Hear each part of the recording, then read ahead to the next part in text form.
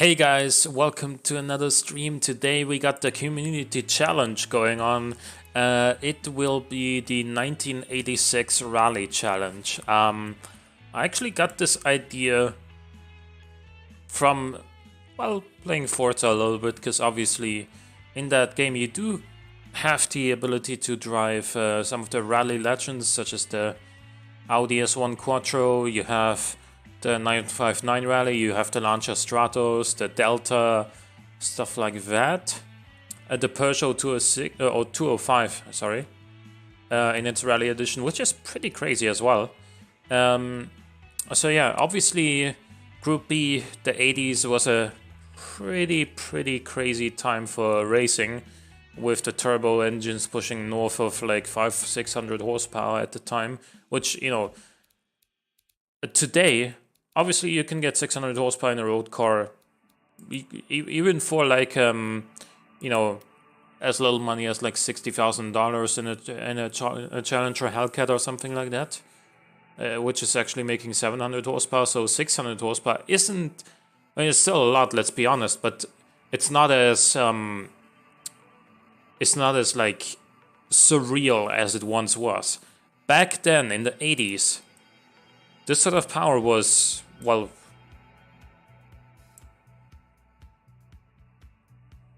no need to be mean.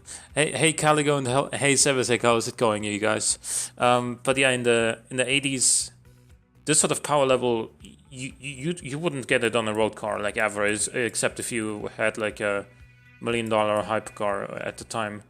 I guess the most powerful car of the 80s was the Ferrari F40 at 487 horsepower, so yeah. Hey Ladafan, how's it going? I don't know if we're gonna be able to fit the whole stream into 1 hour. I'll try for you, but this is my car. It's not ideal, but I didn't spend a huge amount of time and effort into it anyway. It's got some mud flaps, white tires, white fenders. It's got a two-tone body and a lot of rally lights, a roof scoop, a big wing. So it checks all the boxes. It has the turbo engine. It's an NN4 in this case. Don't jeopardize the stream for me. Yeah, I mean, we'll just see how long it's gonna take. It takes however long it's gonna take. It's my view on it. No need to rush, but no need to take longer than is necessary either. So yeah, 356 horsepower, 370 Newton meters. Obviously very laggy, since it's the 80s. When else would you build a? It's not actual mud flaps. At least I don't think that's their purpose, but I use them for that sort of job. Obviously, when else are you gonna build a laggy turbo engine if not in the 80s? So I didn't even see. I didn't bother with this car that much. It doesn't even have a name, and I'm gonna leave it as it is as well. Gonna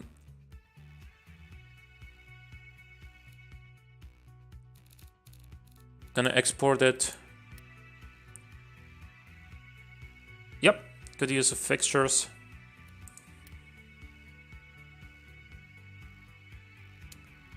By the way, did they remove the wipers again? Or at least, or because I thought I remembered that there was a separate category for them, right? Like wipers were their own fixture category, weren't they? Anyway, let's get to the first entry, which is, well, the Audi Quattro S1 by Low Life Max Camber. This is obviously not a challenge about making the best replicas, but I'm not gonna. Ooh, that's actually really nice. You can make replicas, of course, if you want to. That wing, that makes it look like a snowplow. But to be fair, the front bumper of the original S1 kind of made it look like one. A little rough around some of the edges, but It's okay. Probably it would look better if it had... Oh, it's one of those. It's not... I think this would look better if both of them were like square. Like if it was this fixture. Just stretched quite a lot, but I'm sure there's a reason why he didn't go for that. It looks good. The engine is a 2.1 liter inline-5 turbo, making 541 horsepower. Been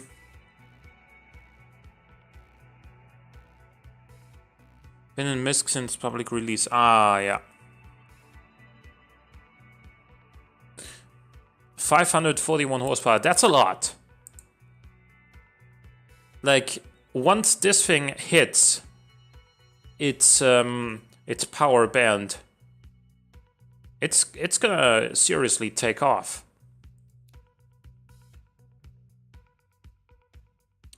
And I thought my engine was laggy, but looking at this, I could have gone harder on the boost. But yeah, used a lot of quality there. Have to say that the cost is over 200 grand. Obviously, rally cars weren't cheap to make, but this is yeah, it's. Let's see, it's a 5-speed manual, geared limited slip diff, chunky off-road tires, vented discs.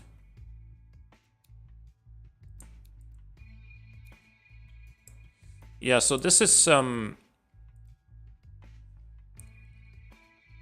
Can I show the tires? Oh yeah, give me a second.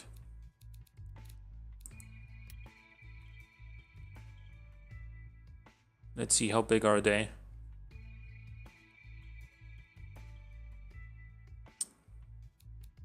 Uh, 220.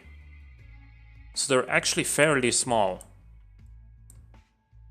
I wonder how well this is gonna put the power down then. Oh, look, he also made use of this fixture for a sort of makeshift mud flaps.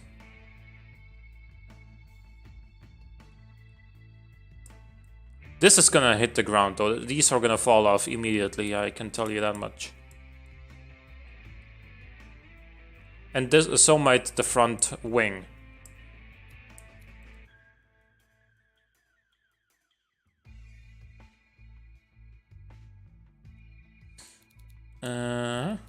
Let's export this.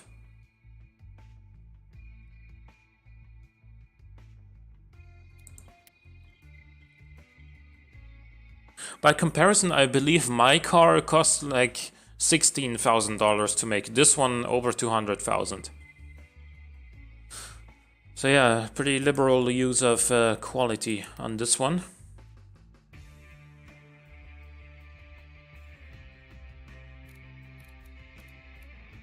Group B Rallye sedan.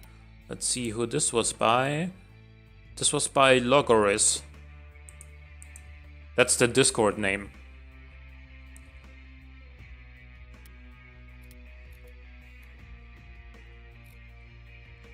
That's a Japanese looking car. I do like it. It looks very aggressive indeed. Well, I've got some quality abuse coming for you too. Yeah, I mean, as I said, I didn't really spend very much time on my own car anyway. It's not competing in the challenge anyway, so just for a little bit of reference. This thing is using a 3-liter naturally aspirated inline 6, and it's making 393 horsepower at 9,000 RPM. So it is. Yeah, it's actually a. For 1986, that's a very impressive engine, man. Like, obviously, yes, pretty much what I expected, 15 quality on everything. But how else are you gonna get this sort of power out of a 3-liter in 1986? It's a bit low, yeah, that's for sure. Very short gearing. Viscous diff, all-wheel drive, of course. Magnesium rims. Vented discs all around. Dude, this is just... Okay, this is 15 quality everywhere. Everywhere that gives you a benefit anyway. Hydraulic power steering, ABS. 15 quality on the suspension as well. Hydro pneumatic is kind of an interesting choice. I would have probably gone with standard or progressive. In fact, I did go with progressive on my own car, but again, this also costs 200 grand.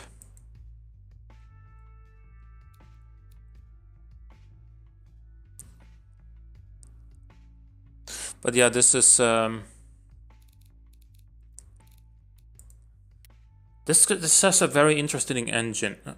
Like I'm looking forward to driving this in BeamNG and seeing how the engine stacks up, because of course we did see that the Audi makes over 500 horsepower. This makes just under 400, but of course it's gonna have a much better torque curve. Hydro pneumatic for off-road bonus. I used it too. I'm not sure if it really does anything useful in Beam. Yeah, that's the thing, right? Next up, the Halpin Spitfire 86, which was made by Animated Gaming 12. Isn't air better? It might honestly be, yeah. Like, the thing is, the off-road stat in automation is like... Whoa. Okay, hold on a second. I'll continue in a second. But, what? What the hell?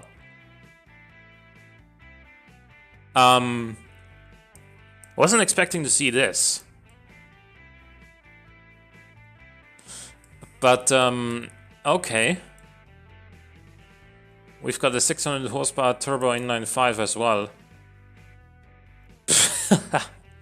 That lag.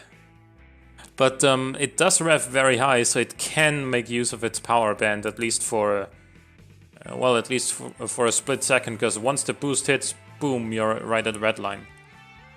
Not really a whole lot else to say about this here. 2.24 bars of boost. What if Lancia had an unlimited what if Lancia had an unlimited budget? I guess, yeah. I don't know. Probably one of the few mid-engines. Yeah. The thing is this really gonna give you any advantage? The tires are massive, chunky off-road, but this thing weighs 1,320 kilograms.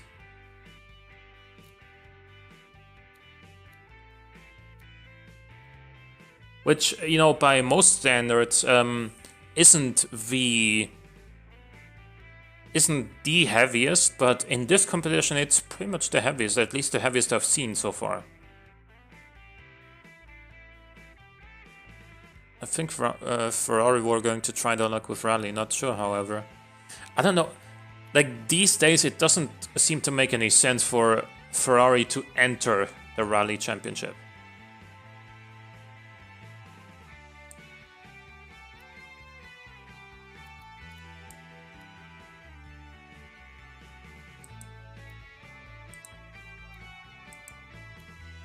This has standard springs.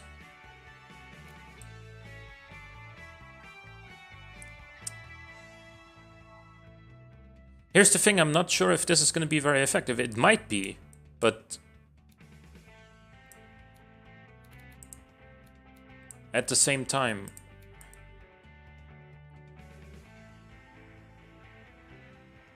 Ferrari GTO was built to compete in a Group B circuit race series, and a minimum of 200 cars were required for homologation.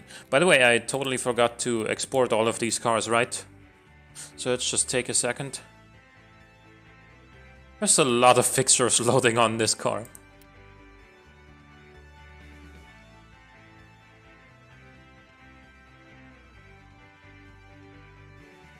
Oh, the Audi has been exported. Well,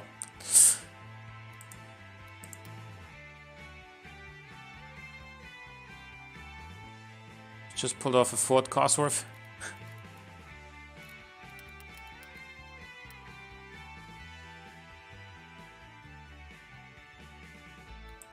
I mean, here's the thing.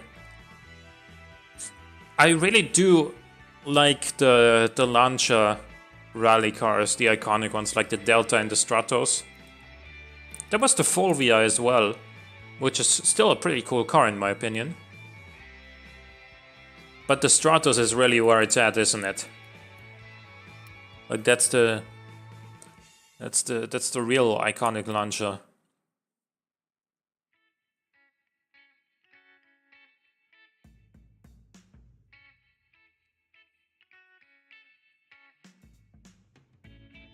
Oh yeah. I guess it was the 288 GTO, wasn't it?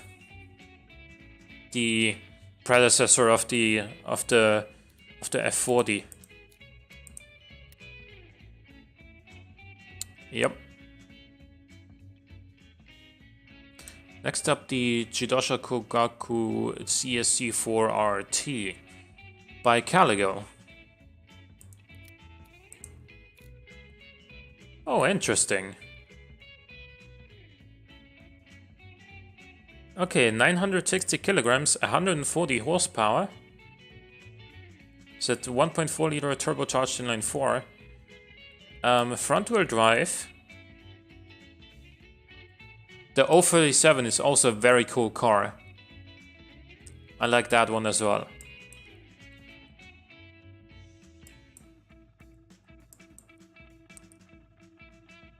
This one looks like a small little... This looks like a smaller version of like the Lancia, like the 86 version of the Delta. Looks cool. Good engine. The torque curve and power curve almost look like a naturally aspirated engine.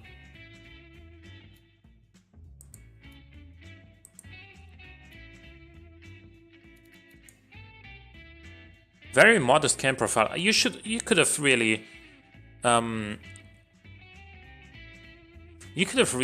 cranked the cam profile up some more and used like 98 to run fuel and race intakes. Like this is a pretty like, I don't want to say ordinary engine because you know, with a 1.4 liter achieving over 140 horsepower is anything but conventional in the 80s for a normal car. For a rally car, you really could have cranked it a little bit more. 155mm tires. So this is definitely like the small, lightweight entry so far. It's a little flea, as opposed to, you know, a big, you know, a big bruiser. But I like it. I feel like this could be doing really well. Because it's so small and probably very agile. It's not Russian, that's true. I'm convinced this one will win. I don't know, man. Like, also, should we do it on the automation rally track, or should we do it on the factory or on the industrial, you know, the rally cross course? You know which one I mean?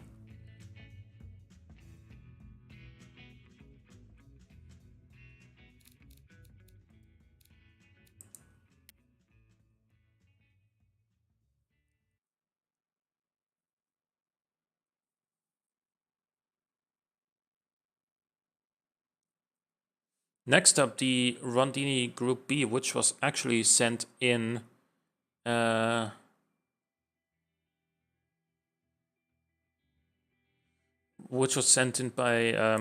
well, Mr. Rondini, I guess. Whoa. Look at this. Okay. Now, wasn't expecting to see something like this either, but okay. 983 kilograms, but this one has 3 times as much power as the last car.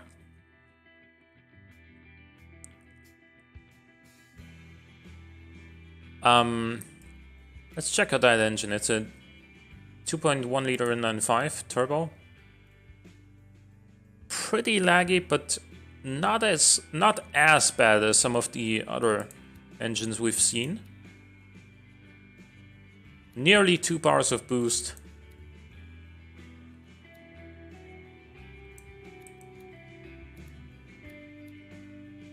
Stat a bulldozer pretty much, yeah. With a geared limited slip diff. It does 0 to 100 in 3.8 seconds. Chunky off-road tires, of course. 295mm rear tires. Those look absolutely enormous on this car. Like, look at that.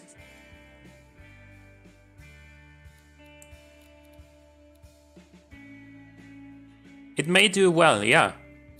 Definitely, I'm expecting this to do pretty well. Definitely. Only question comes down to this, really. Like, it is very soft, as it probably should be for an off-road course. So this could be doing actually really, really well.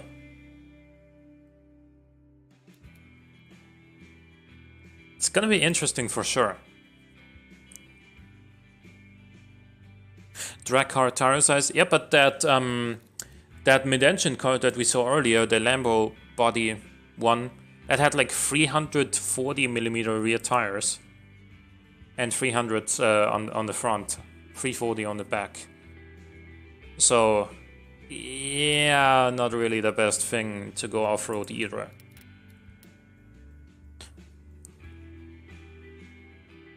Yeah, okay.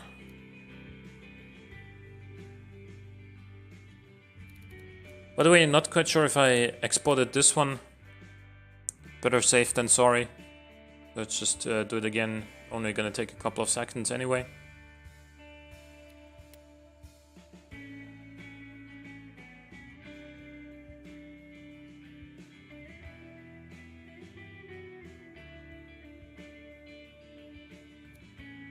Okay. I was making a hypercar and I spent like 2 hours on designing the front, and then part of the front lights just went away, so I rage quit it. Next up, VFTS. Ah, that's what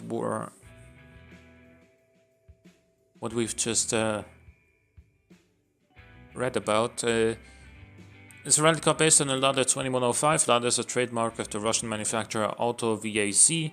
VFTS stands for okay, Vilnius Factory of Vehicles. Okay. So this is a 3-liter naturally aspirated V8 making 402 horsepower. It's an interesting body to be using as well. It is also the heaviest car so far at 1400 kilograms.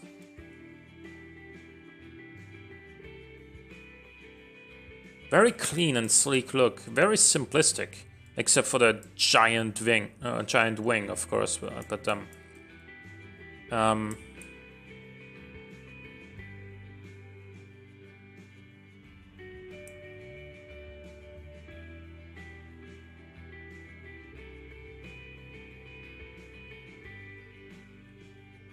It does look 90s rather than 80s. I agree. Very rev-hungry engine. I don't care too much about long-term reliability on a rally car anyway. It's not gonna break on just a single stage, this one. So why would you care about making it last 500,000 miles if it's not gonna be driven that much? It's just yeah, it's just how it goes. I'm pretty surprised we haven't seen a boxer engine yet.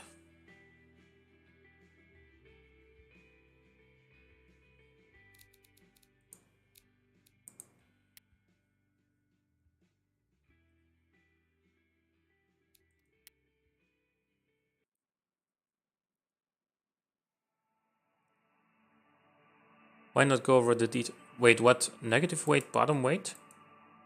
What was that?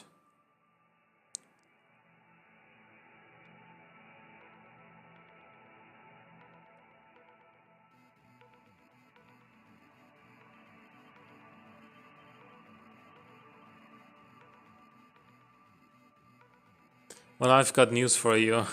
So your car has a boxer engine. I take it. Something about the weight of this car doesn't seem to. Okay. It's a bug, but it works. Okay.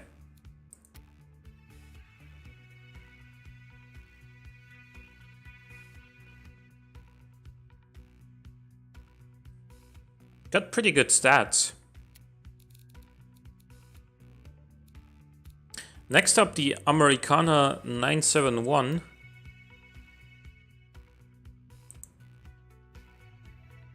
This one was sent in by MK Mailer. 1344 kilograms is not that heavy compared to rally cars. It actually is. Like the Audi S1, for example, had like 1100 kilograms. And even today, like the mainstream rally categories are all at 1200 kilograms, so 1344 is definitely above that. And 1399 is even higher than that, so... Okay, so this uses the Porsche body, has a Boxer 6 engine, weighs just above 1000 kilograms, and it makes over 500 horsepower. Okay, yeah, the turbo only really kicks in at about 6000 RPM. It revs to 9 though.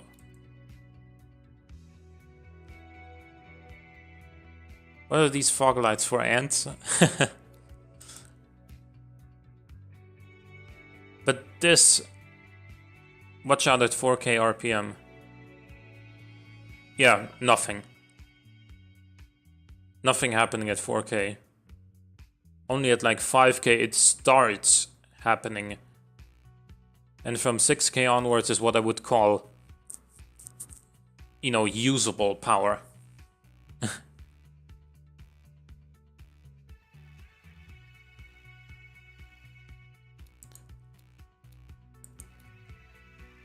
Watch out for the turbo, yeah. Like, the thing is, if you were to hand this car over the weekend to like a beginner driver who always stays below 3000 RPM, they're never gonna even get close to what this to getting the reason why this car is so fast, because down here it feels pretty sluggish.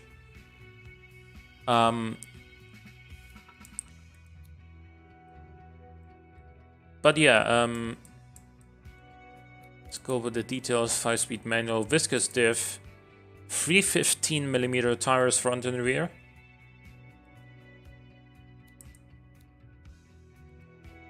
A fully clad under tray, which is kind of unusual. 2 seats. And most people shift gears as soon as they can hear the car, so at like 3.5k RPM.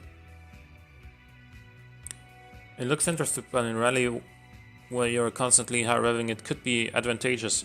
Yeah, it could be. Is this thing front engined or?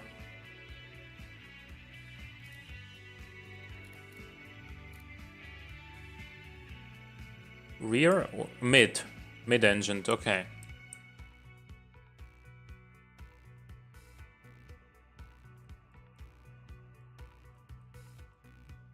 A lot of lights. Just a ton of lights on this one.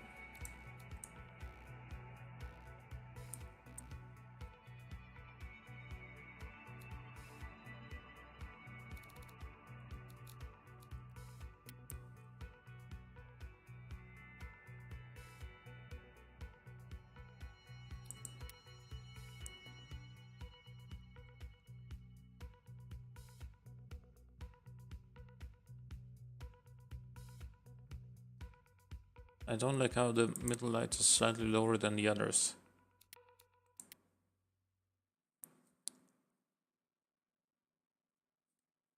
I think that's something that just has to do with the shape of the body. I don't think there's much you can do about that. Next up, the Armor Valence Rallye, which is by Armor Motors.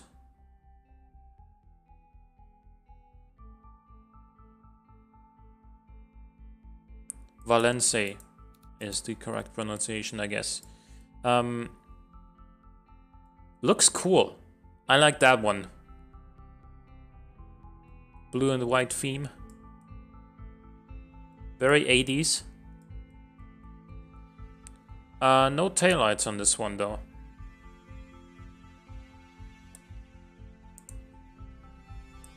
But who needs taillights anyway in rallying?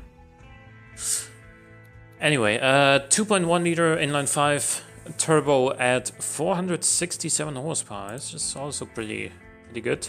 And this one is actually not as laggy as most other cars we've seen. So this can actually be very interesting as far as the performance goes. Don't you need taillights in rallying? I mean, for the most part, like, the driver set off in like 30 seconds or 1 minute intervals, I forgot. So odds are you're not gonna see the person in that sets off before you ever. Unless either he does something extremely wrong or you do something extremely well.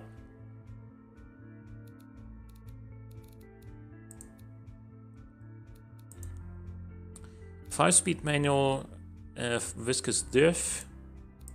All-wheel drive, of course. 235s on the front, 230s on the rear. This one has hard long life road tires, which is, I think it's actually a smart choice, because those are still usable off-road, but they do make for higher Gs than off-road tires.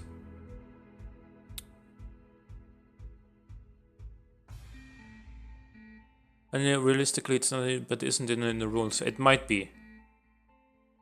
3.8 seconds acceleration is very nice, yeah, indeed.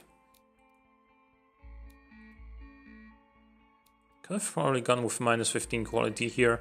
Don't think it would have saved a lot of weight, because there's nothing in the interior anyway.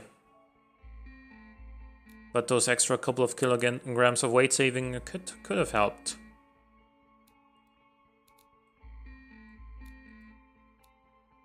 $58 grand for this car. Looks good though. I think this one might do very well.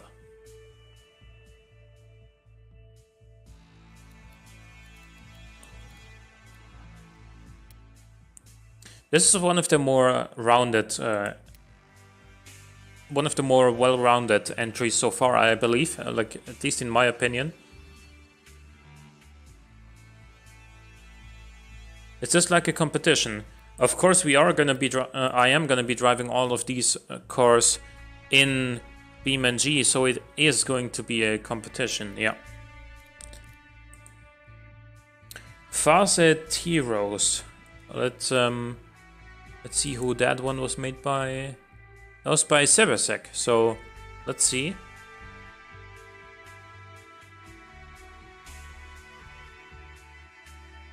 Here we go. Oh. Okay. Nice job on the exterior, dude. Took a little extra second to load all the text on the car. But yeah, that looks like a Renault Clio on steroids. Yeah, kinda. Also, Sklop, unfortunately, you're a little late. The entries are closed now. This car has a 3-liter Boxer 6 at 408 horsepower. And of course, it's naturally aspirated, because turbo wouldn't be allowed at 3 liters. So, very good engine. Next challenge, make the most Benelux car ever. No idea what that would be like.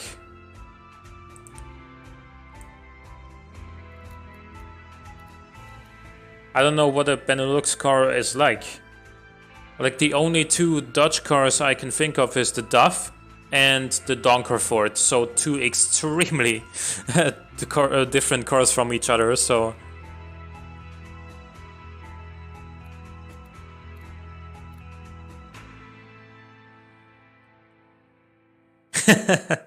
yeah.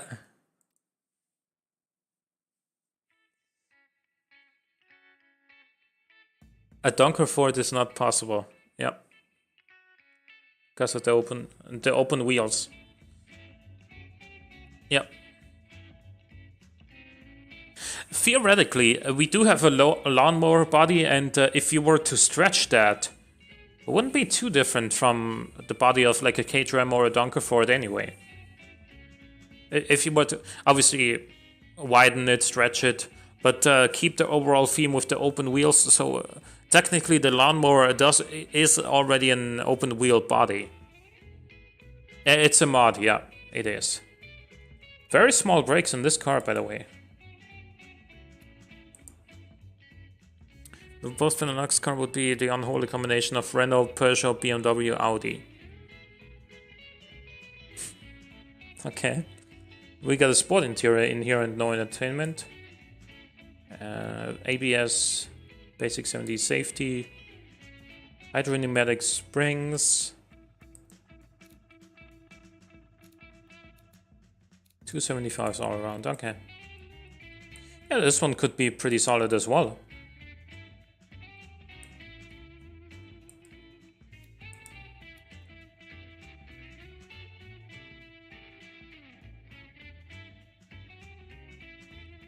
Yeah.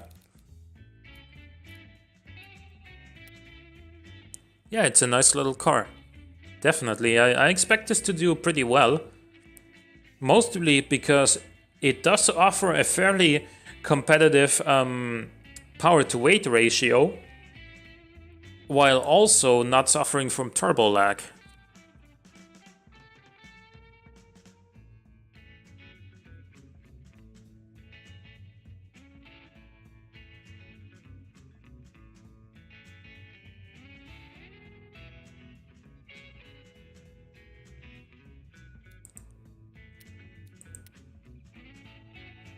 Let's see, what do we have next?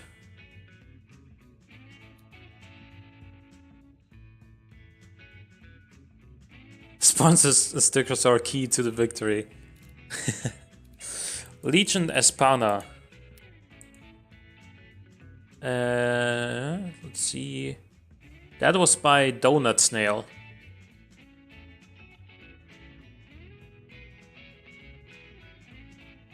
The easiest car to underestimate in Rally would have been the Renault 5. Yep, definitely. Whoa, and look at that body. 960 kilograms, 518 horsepower.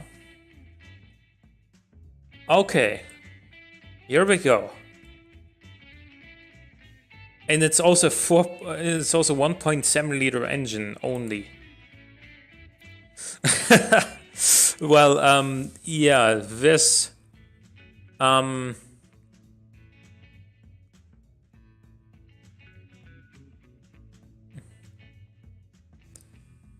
boy.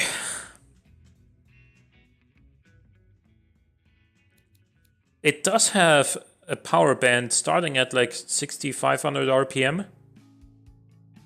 So in theory, if the gearing is like if the gear spacing is close enough after first gear, then you should always get power. But keep in mind that we are going to be driving on a relatively narrow course where you can't really open it up that much.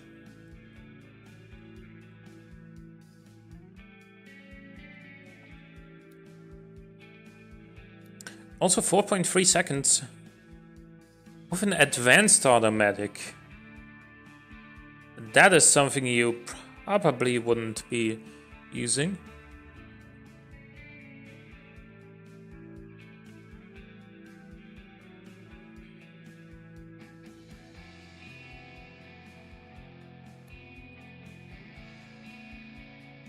What about the power the traction graph? Yeah, it's a mess.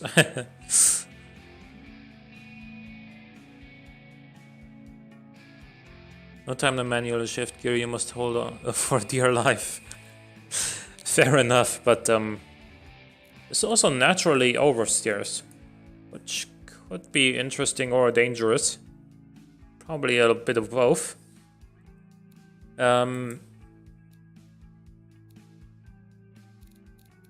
Okay. This has advanced safety. Yeah, because of the weight restriction. Interesting, man. Like, minus 1% comfort. So this car is really not messing around with its ambitions.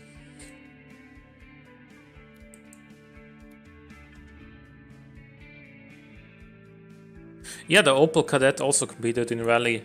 And so did the Opel Manta. Opel Ascona, yeah.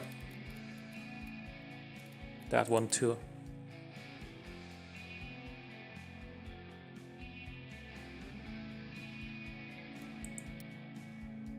The Vectra as well? I thought the Vectra was in, what's it called, touring cars.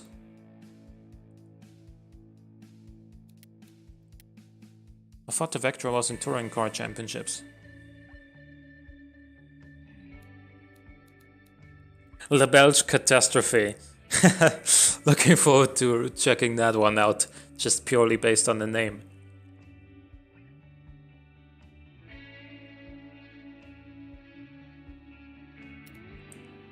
.300 horsepower from a 3-liter naturally aspirated V6.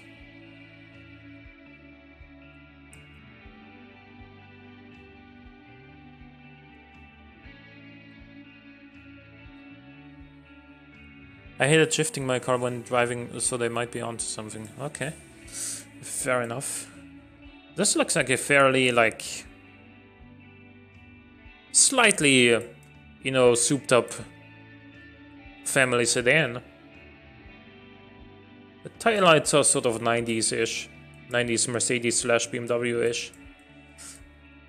Generally, the look is more 90s in my opinion than 80s, but it's fair enough. It's a decent engine. No quality spam. I want to see more scary turbos. 5-speed manual, viscous diff. Actually reasonably sized tires.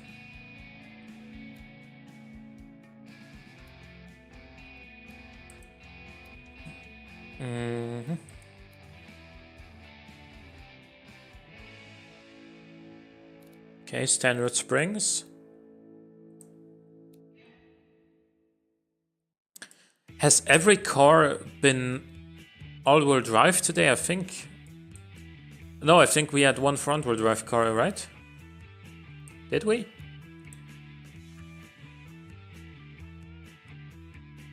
I was messing around with my entry, got my engine to make 700 horsepower. Like 700 horsepower, like there's one thing you gotta consider. There's another factor you gotta consider animated gaming, and that is the driver, which is me. So if your car really made 700 horsepower with like an even laggier turbo and manual transmission, I don't wanna, you know, don't wanna disappoint you, but it's probably gonna be a bit of a challenge for me.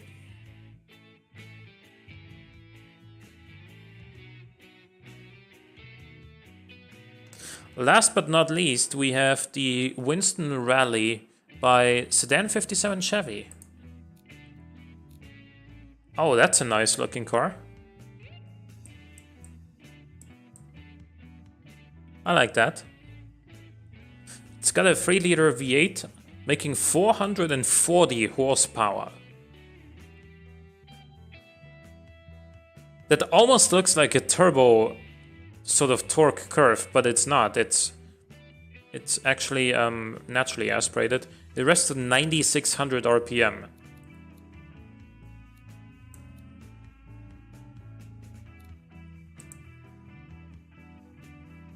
Those warnings actually been fun.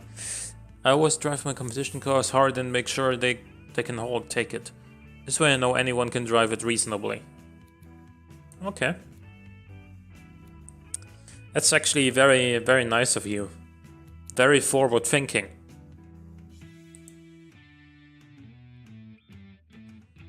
Yeah, 440 horsepower that's a lot.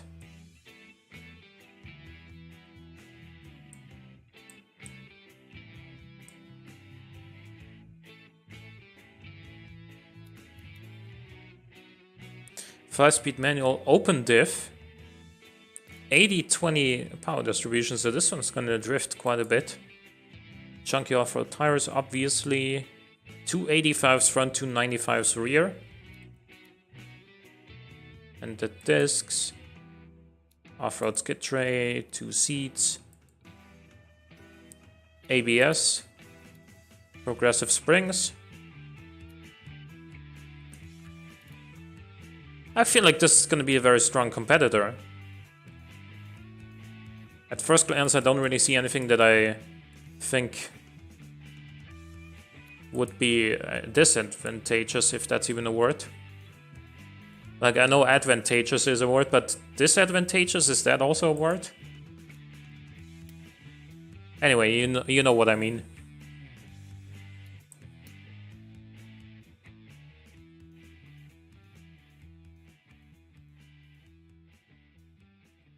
Okay. So we've looked at all the cars in automation, and to be fair, like, none of them really seemed like a bad choice. Like, all of them seemed very, very good, to be honest. Did I export everything, guys?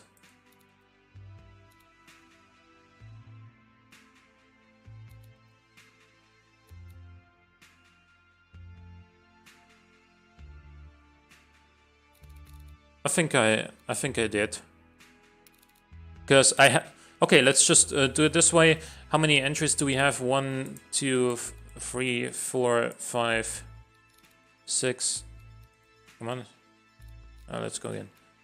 1, 2, 3, 4, 5, 6, 7, 8, 9, 10, 11, 12. Okay, 12 entries, and I had 16 cars imported in Beam before, so we should be at 28. If we're not, then I'm gonna go back to automation and export everything again.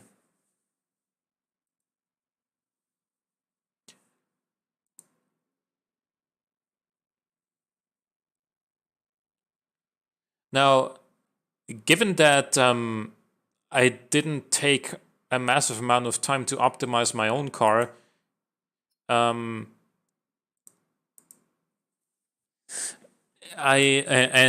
wasn't really super happy with with the way it drove. I hope that you guys' cars are gonna be driving better. So yeah, 28 mods active.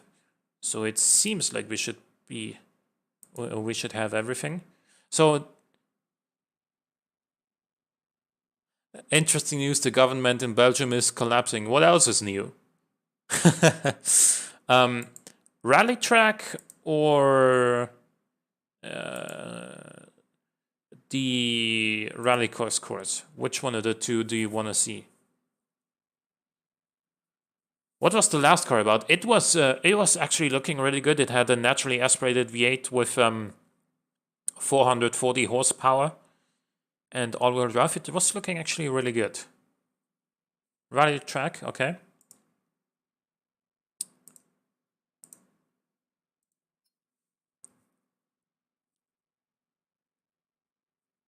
You were looking at an internship for government. Can't have an internship if there is no government. Yeah, true. Okay, yeah, let's go with the rally track.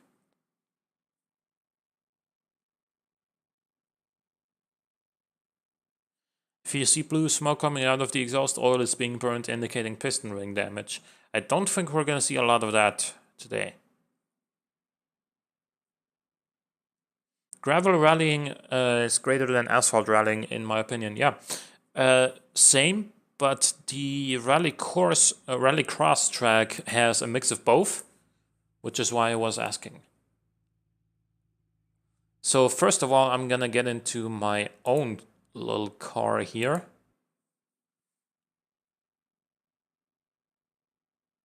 Because those stupid trees are ruinous.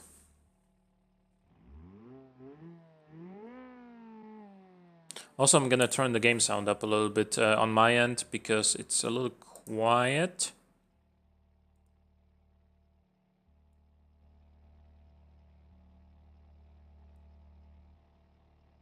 Okay.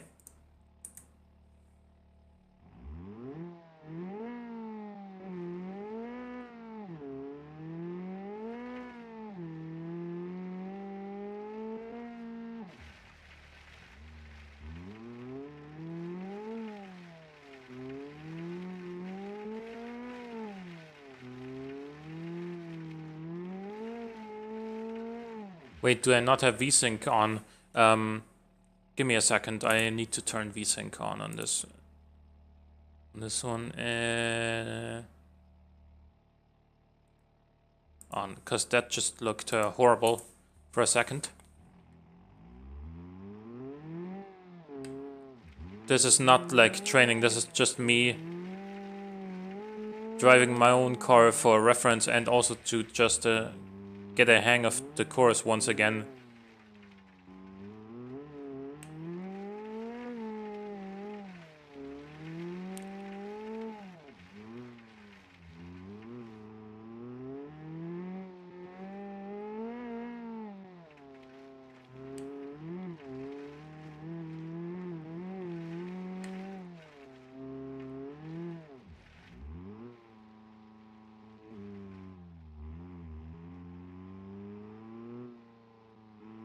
Isn't there like a track that times it for you?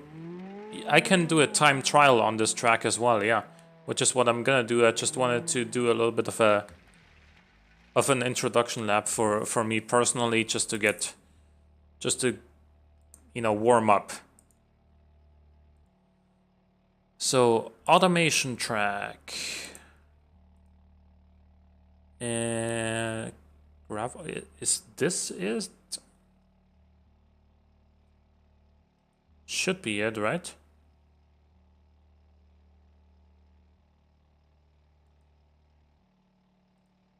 And I'm gonna select this vehicle. There it is. Just to set a reference time.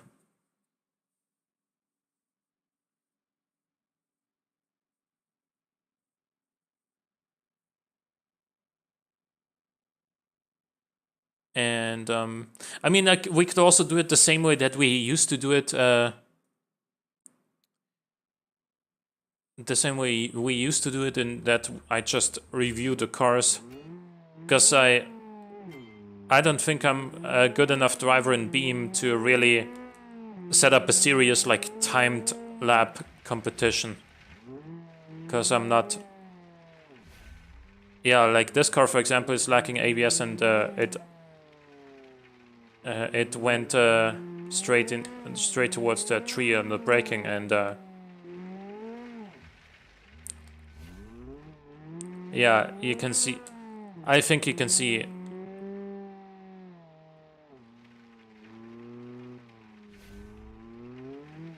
I think you can see why I don't do like competitions with like timed laps.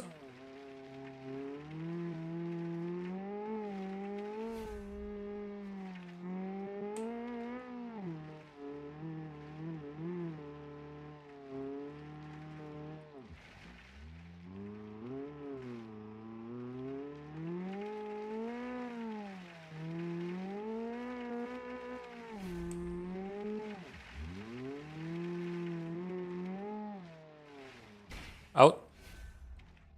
Okay. Right. Yeah, let's just go to free roam.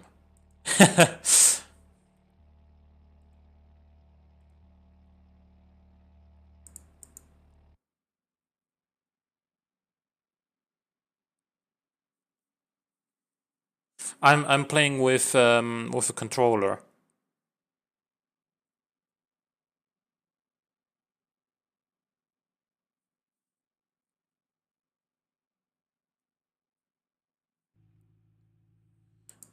Also, I would need to set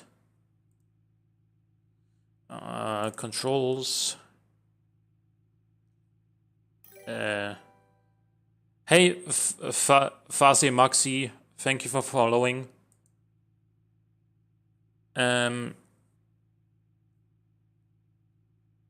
Where's the e-brake vehicle?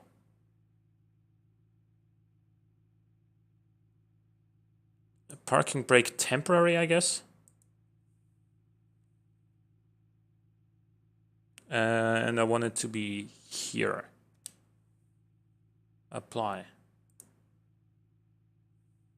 Okay. Let's see if it works.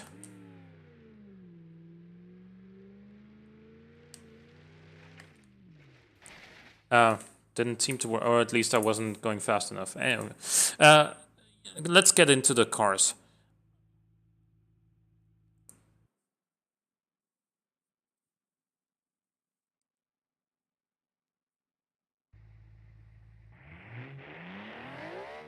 Let's load the turbo up.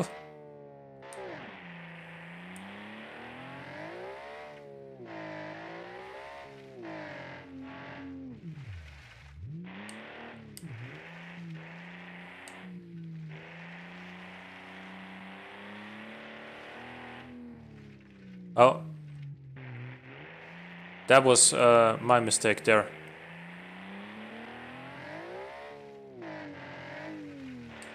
I'm gonna say that a lot, I feel like. Okay, that was actually some understeer. I have to, you know, I'm honest with admitting my mistakes. But you have to believe me that some of the things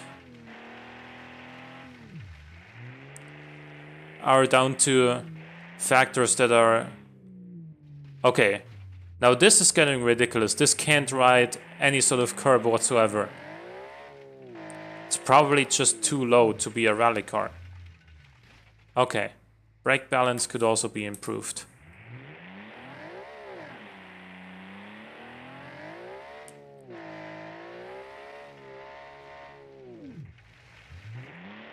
I'm gonna try again though.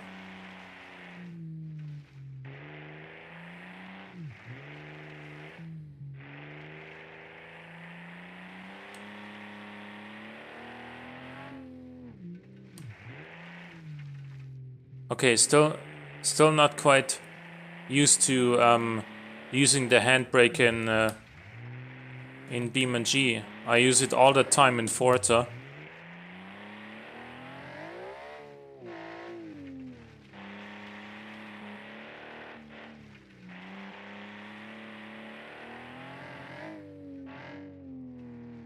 Whoa, whoa.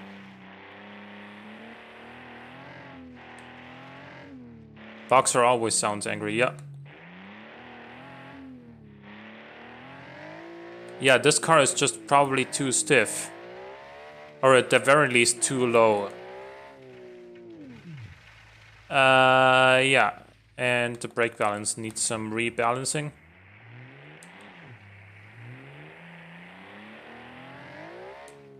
Nice J-turn at the end, but... It's got a good engine, it's got good traction, but it's too low at the very least. And yeah. That bouncing is always going to happen. Solution, more power.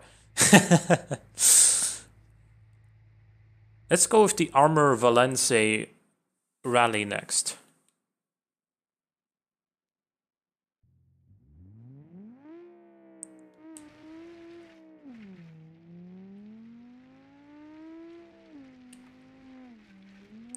Very fast.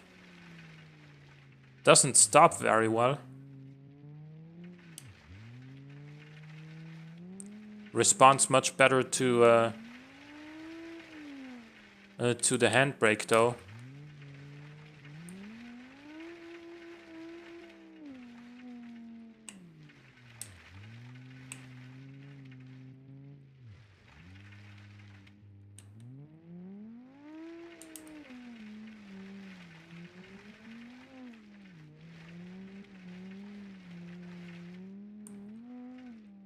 Oh.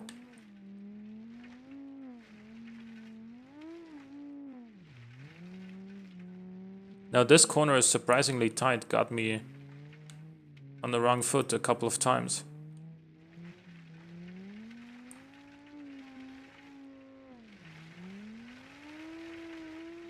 This is a nice driving car. And now we rolled it over. But this car drives very well actually. This is yeah, the inline fives are always kind of quiet, but this car drives very well, very well actually.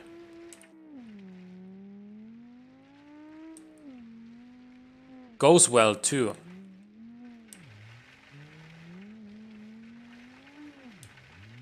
It's soft enough and tall enough to absorb these bumps and not roll over.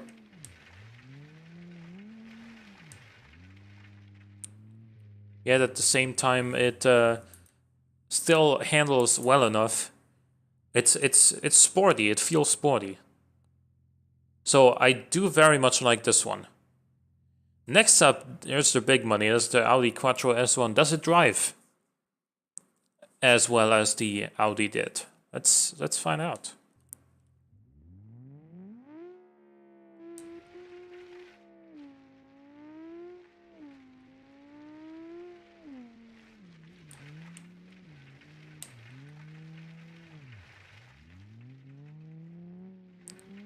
There we lost boost. Feels a little bit clunkier, and there went that front wing. Yeah, it feels less aggressive, less agile. It feels more. It feels heavier. I don't know if it really is. From what I remember, I don't think it actually is much heavier, but the handling isn't as sharp, is what I'm getting at.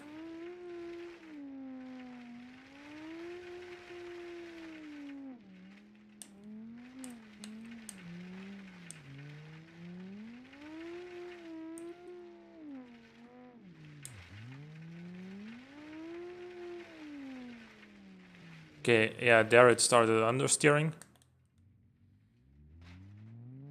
Yeah, let's just get rid of that.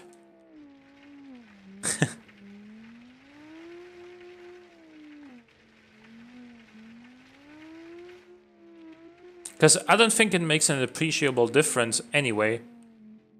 At least on this course, which is very tight and relatively low speed, especially if you're me.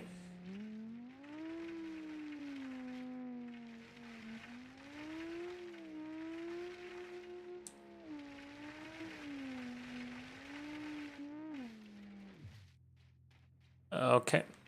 Yeah. Now, it's not bad, but it wasn't as good as the previous car, in my opinion. This one is still better, in my opinion. Next up, this one, I guess. Yeah, I'm not missing anything. I'm just making sure I'm not missing anything in between. If things fall off, you lose weight and thus can go faster.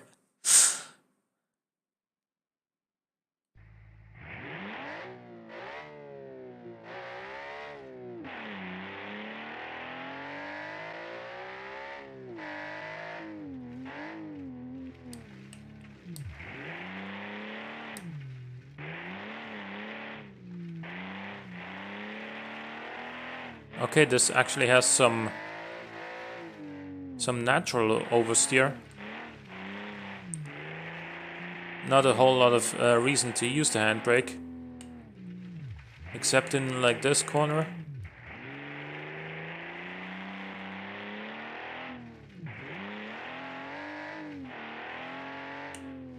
Handles well.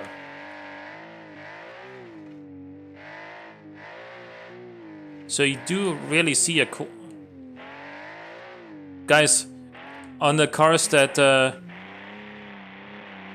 on the cars that don't seem to be doing that well, it's not only me, it's not just me. Because as you can see with this car, I can actually drive somewhat in this car. Yeah, this feels really good.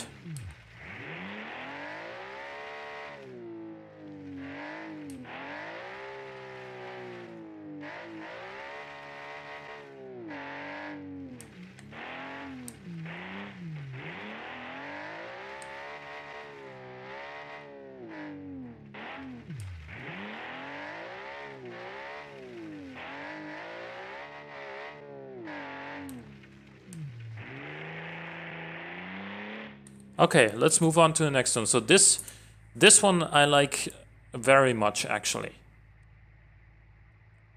Can't really decide between this and this for now, but if need be, we can always do like a timed lap comparison later between the two.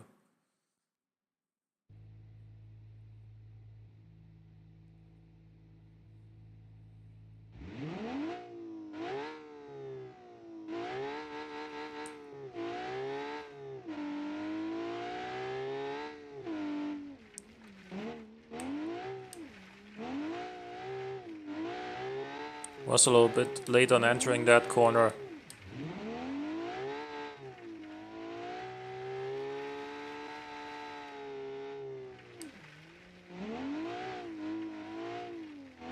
What's the power distribution of the all-wheel drive on this one? It feels sort of front biased.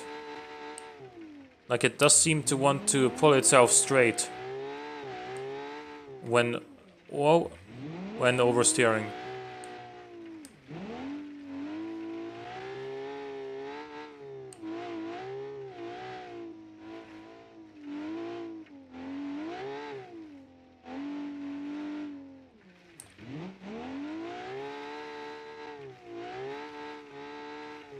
It's nice.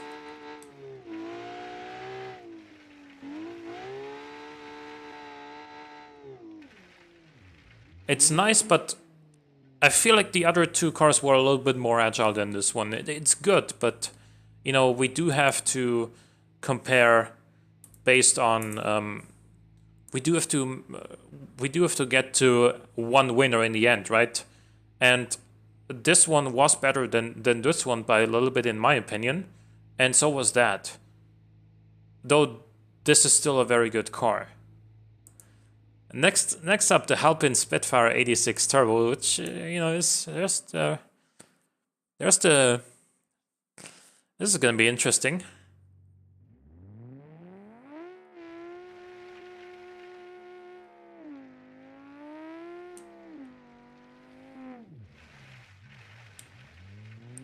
Whoa, there's a lot of understeer.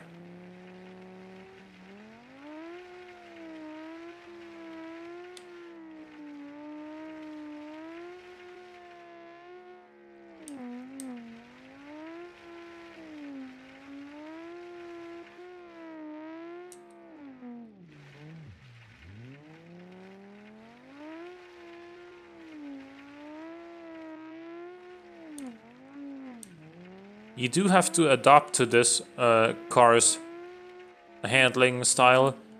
It's sort of like slow in, then shift down to first and full beans. That's basically how you have to drive this car. Otherwise, it understeers a lot. And yeah, there's the power. I think the turbo lag and the turn-in understeer is what is the reason why this car can't be among the best ones.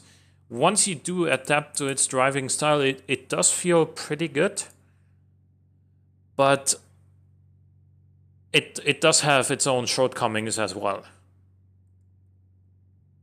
Now for an interesting car. Yeah, it looks like it weighs 6 tons.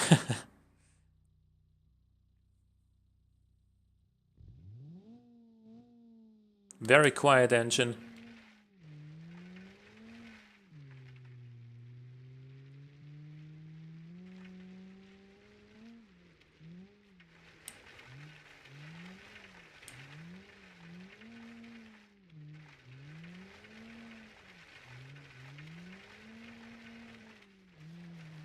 I think this one's front-wheel drive only. Correct me if I'm wrong. Definitely feels front-wheel drive though.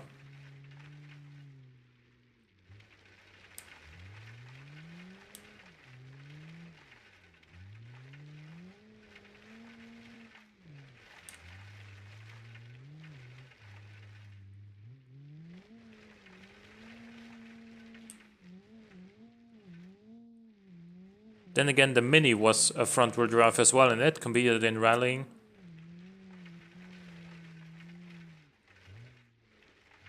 This doesn't drift as much as the other cars do, but I do still feel that the cornering speed is up there, even if this car is quiet, and also the engine isn't as laggy. So this is, whoa, okay, now that was my bad, pretty clearly, but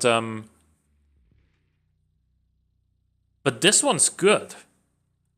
It's more controllable. It doesn't drift as much, admittedly, so sometimes if you do try to keep the corner going, you do end up pulling yourself straight and then understeering.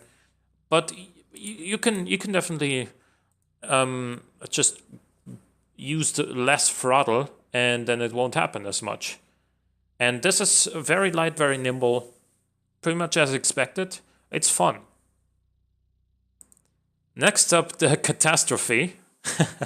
Let's see if it's actually a Catastrophe. It's only got 140 horsepower too, yeah. That now for a loud car.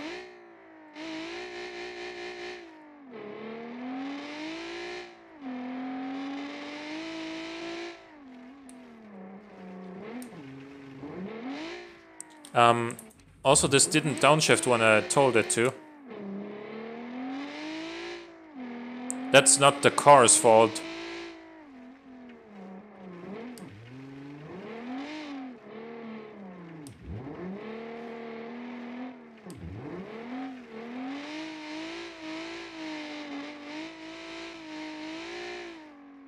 There we go.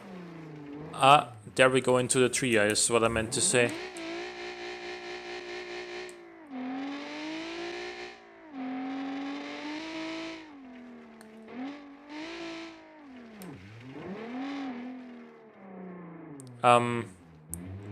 Is it just me messing up? It probably is, isn't it?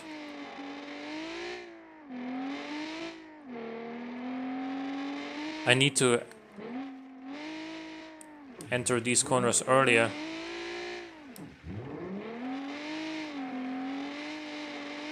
There we go. This also looks to be a little bit lower to the ground than some of the other cars we've seen.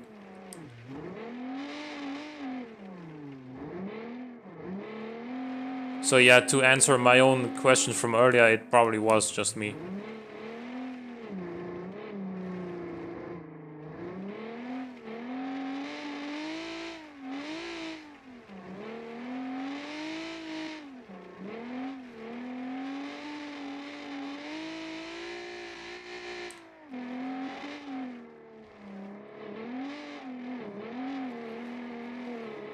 Those bumps hurt actually my own spine. Engine's good. Could maybe use a little bit more front tire, just for that little bit extra turning. But other than that, pretty nice balance. Good car, but I think not quite as good as the best we've seen so far. I gotta rule out some of the cars. I can't just say, yeah, everyone wins.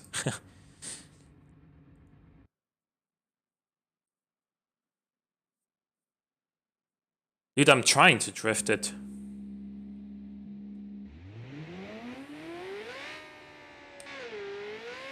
Flat plane V8, huh? Oh yeah, this one's the automatic one.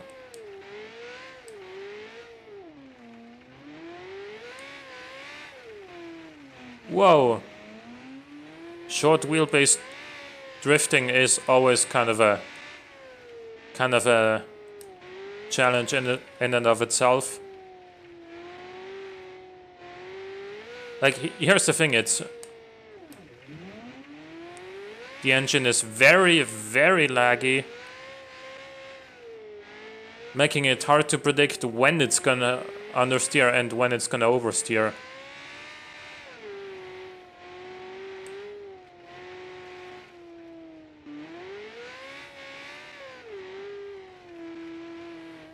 And add to that the automatic gearbox,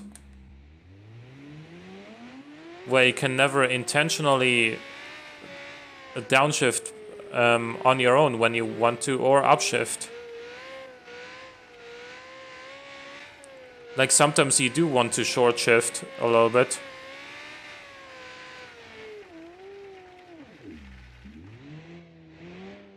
It's quick, obviously, but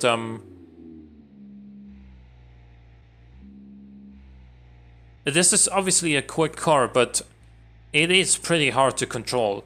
The turbo lag, along with the automatic gearbox, and the short wheelbase is what makes this very difficult to drive, in my opinion.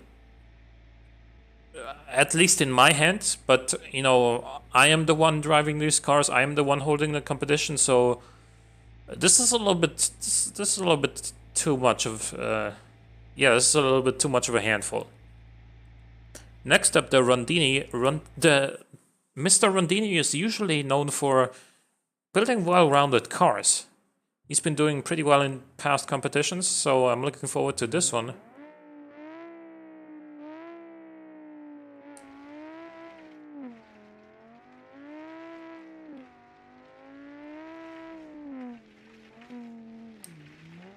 I was a little bit late on the brakes there. That was my own fault.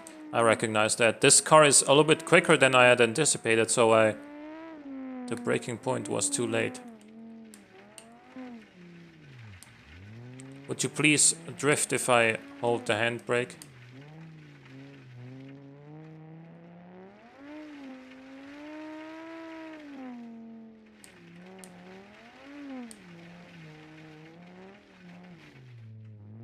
That's not too bad. A little drift tap.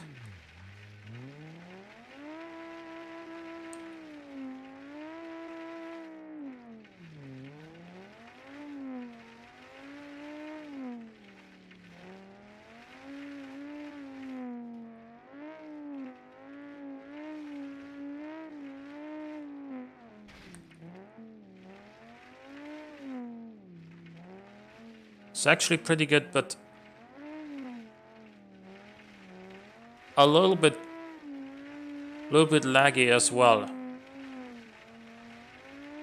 A lot more stable than the previous car though, despite having a similarly short wheelbase. Hey Potential Pyro, how's it going? Yeah, this one was good. This one was good, though also a little scary. Then again, it is a 1986 rally car competition. So if the car isn't at least a little scary, then what's it doing here, right? VFTS Rally. Course cutting disqualified, yeah. Now this wing is gonna get stuck immediately.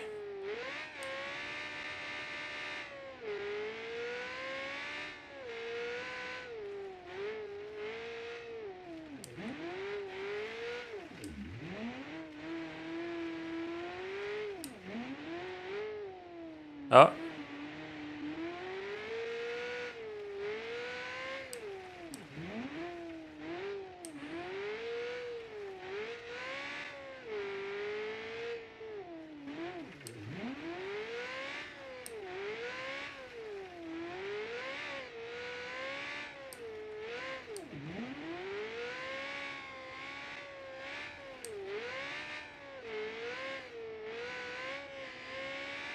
This one's very planted, almost a little too hard to get sliding. Even with the e-brake, sometimes it... Oh, that was my fault. Even with the e-brake, sometimes it doesn't want to slide properly, but there's no denying that this is very quick. Good car.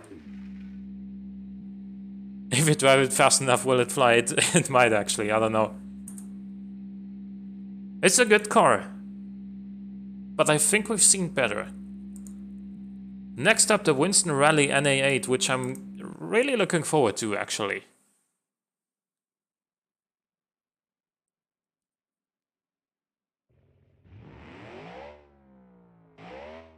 Listen to that. It's got like no torque though.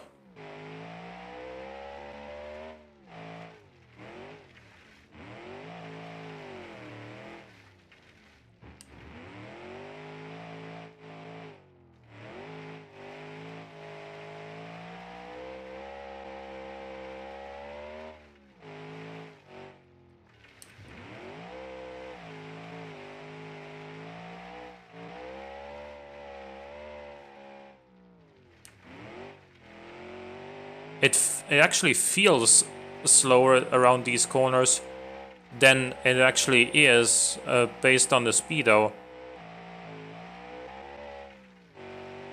Probably because the car is just larger than a lot of the other cars we've seen.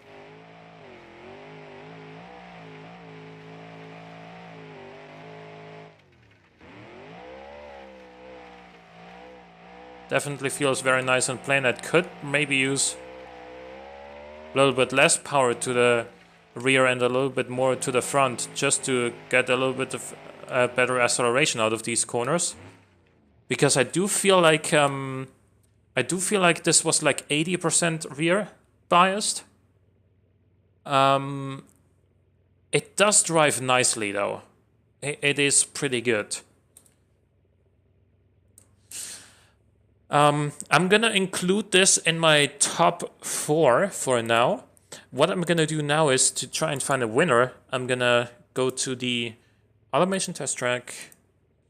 Gonna say a gravel circuit. And I'm gonna load up what I think were the best 4 cars so far. Or, well, we don't have any more.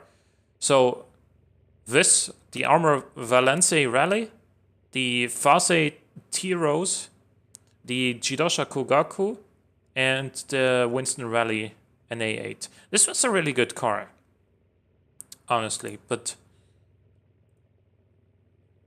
let's see.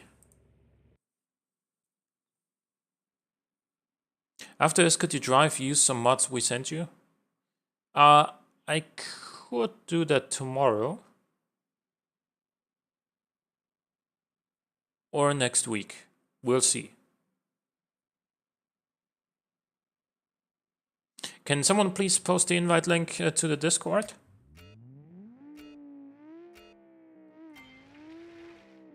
Because on my Discord I have a channel that's called Cars for Review, in which you can submit any car that you've built that you would like to show to the stream, so I can review it.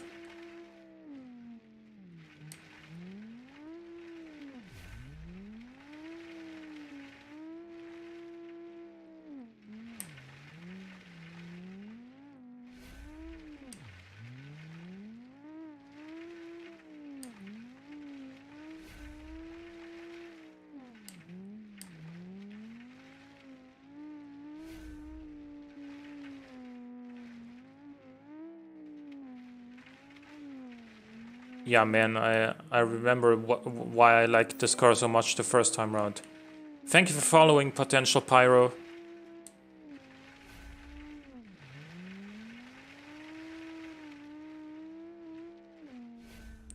Oh. No, that was...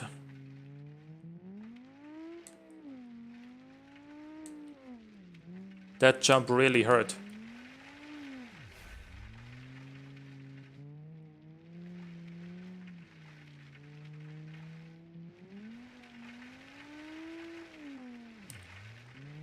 Also, I should probably go down to a one lap race.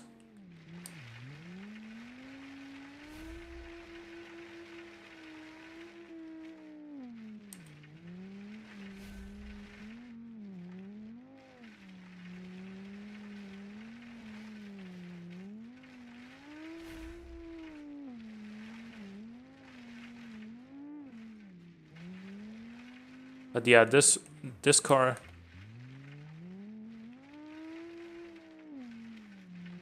very, very good.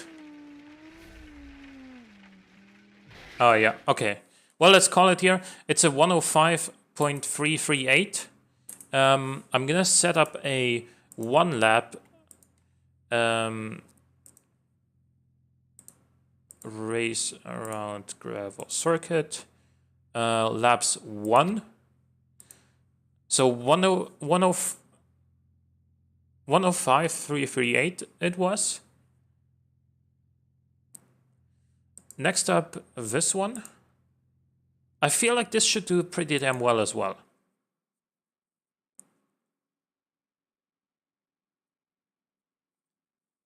Except for that tree.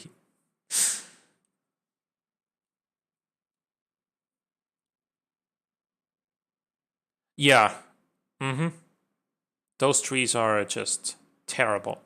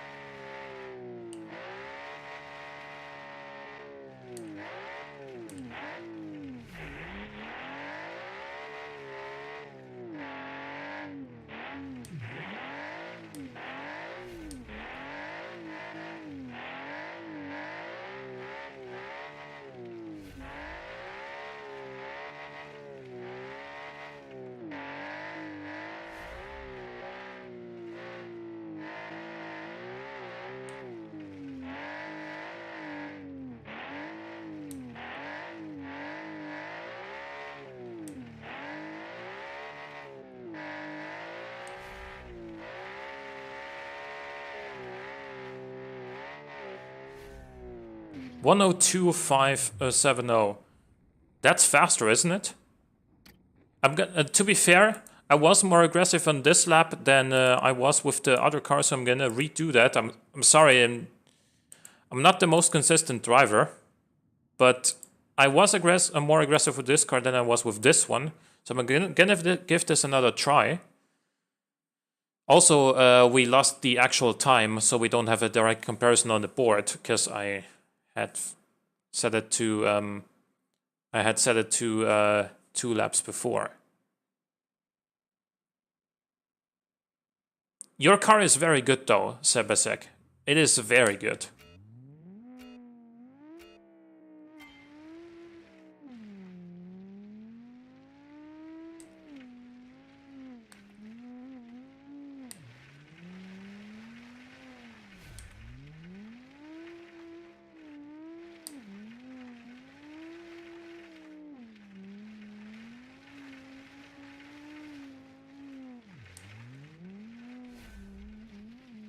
Well, that hurt the time.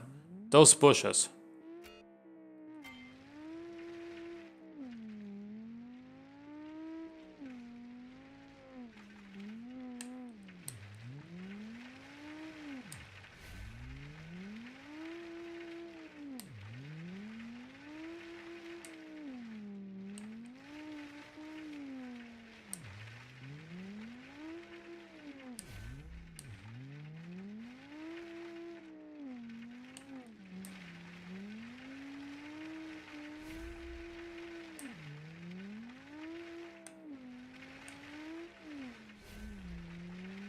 Sorry for not speaking as much, but I do really have to concentrate here. That's what I get.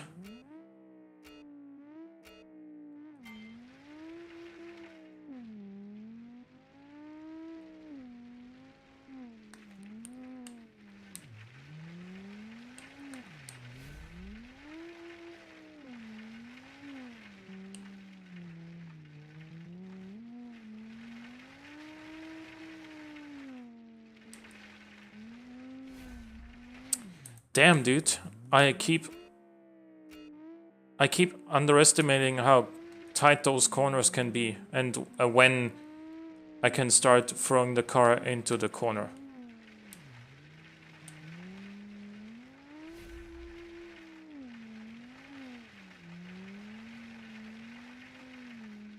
That was very good so far, though. And then there's that tree.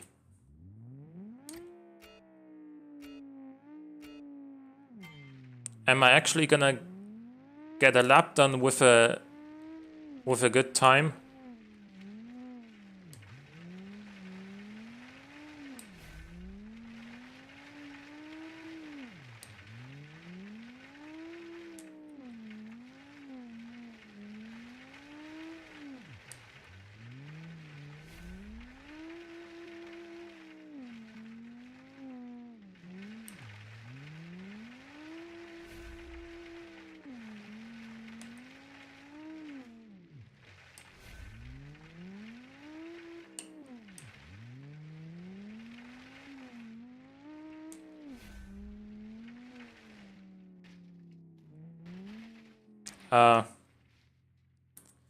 You know what? I'll give it this one more try. I don't want to take forever. If I don't manage to complete a lap with a time that beats the okay, that was too late on the brake, so I'm not gonna count this. But if I don't manage to complete a lap with a better time than Sebesseg's car, then it wins the duel.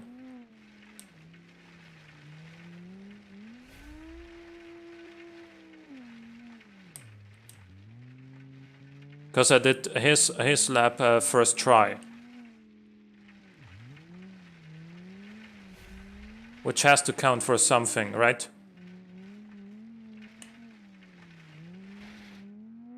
Okay. Now I'm actually getting mad at the environment and all those trees.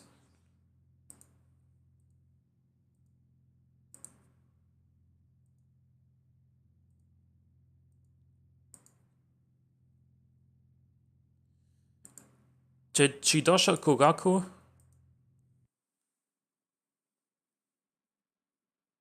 I don't think this is gonna hold up in terms of lap times, but it does drive really nicely. It's a cool little car.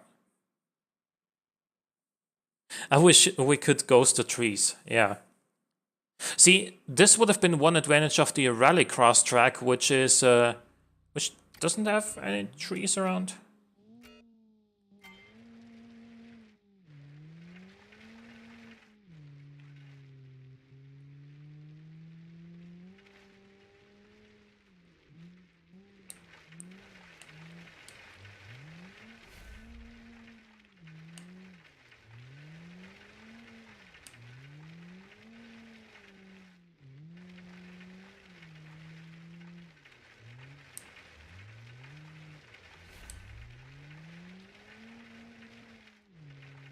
Okay, and on this car,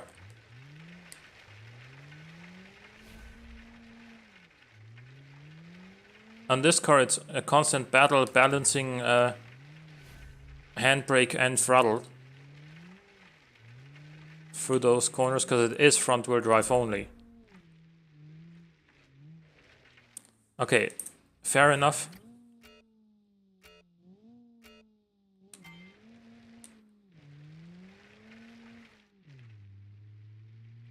It does seem kind of hard to believe that a 140 horsepower car could hold a candle in terms of lap times.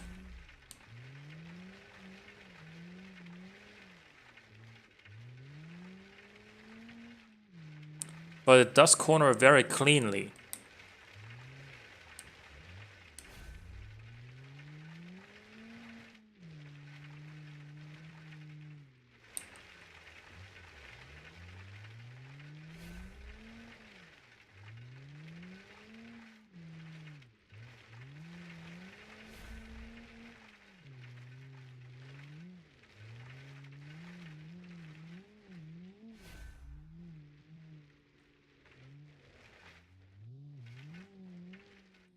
See, this bump is starting to throw me off more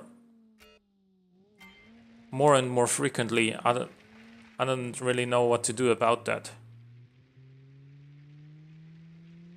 Just be good at the game. I mean, I guess you have a point there.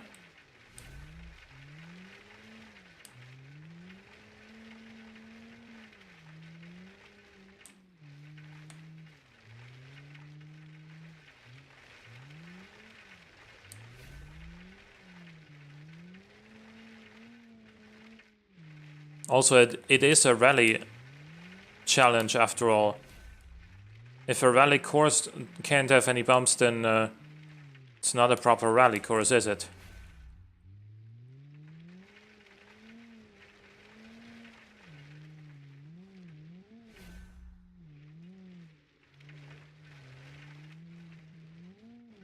There we go, got through it.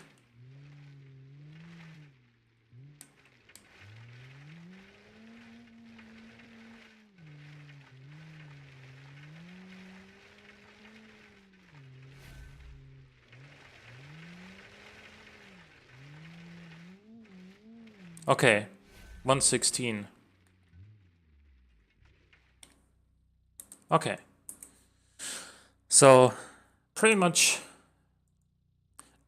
even if I was a better driver, I don't think this would have come close to the other car. I think we can all agree on that one. Last but probably not least is this one. We're gonna go with one lap only.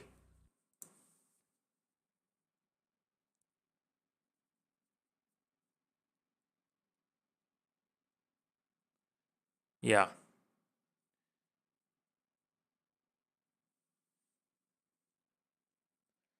So let's see.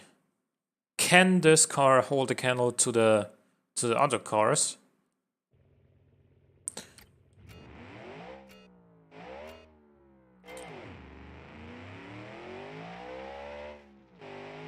I think it sends too much power to the rear wheels.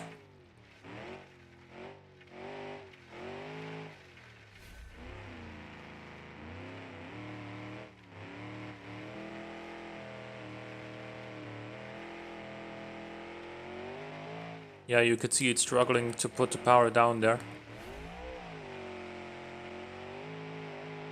And there.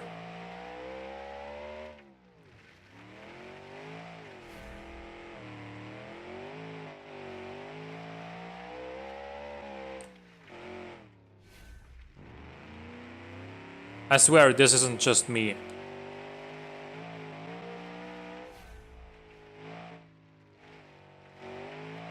Soaked up the bumps very well though.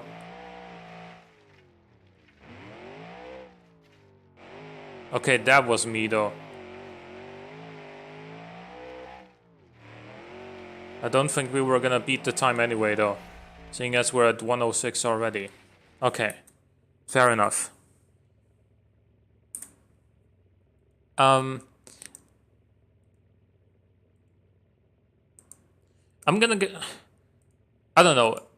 I'm gonna give this one more shot, because I do feel like the I got screwed on the environment, and effectively the fault is on my end. So I'm gonna try better one last time, and if I can't beat the time from Sebesseg's car, then like if I can't complete a lap, then okay, I'm just gonna give it up.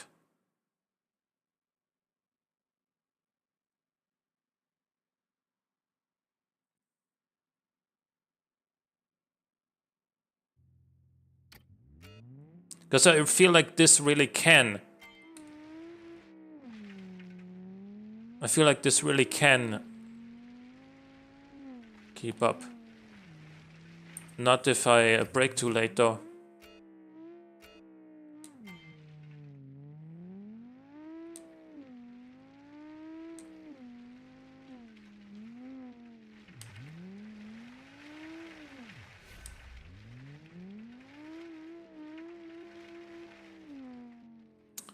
Ah, man, I felt like this could ride. I felt like this could ride over there, because it is a very soft car. And it does ride very well.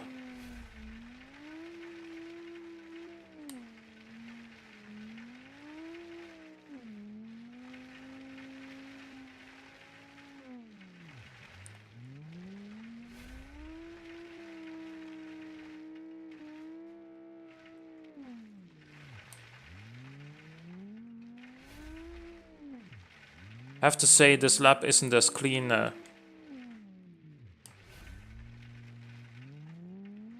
as the one we're going up against.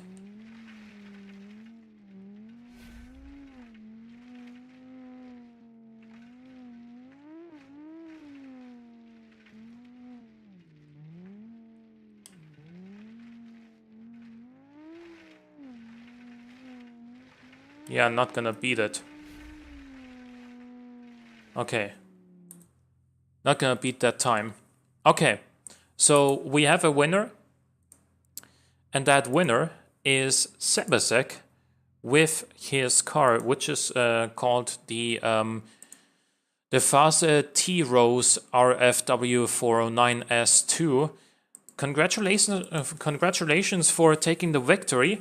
I feel like the combination of the very balanced handling and the very smooth and yet torquey 3-liter Boxer 6, I think that is what really made for the winning combination. And that mouthful, yeah. But it looks cool too. Like, I don't think anyone is gonna be mad that a car that looks like this would win. Very nice car. Looks good, drives very, very well. Sounds good. And most importantly, it was very easy to drive, actually.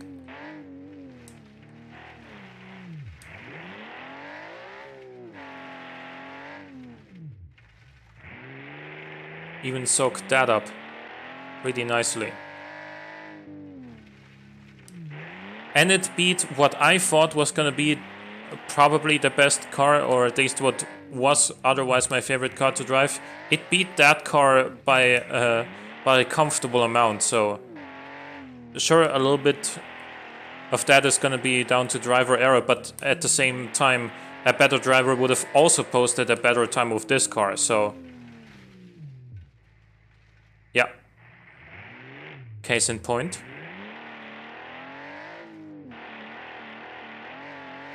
Anyway, so that's gonna do it for today's community challenge. I hope you guys enjoyed the stream.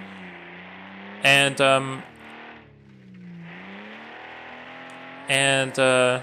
hope to see you guys next week back on the stream. Until then, have a good one. And enjoy the rest of your weekend. Bye bye.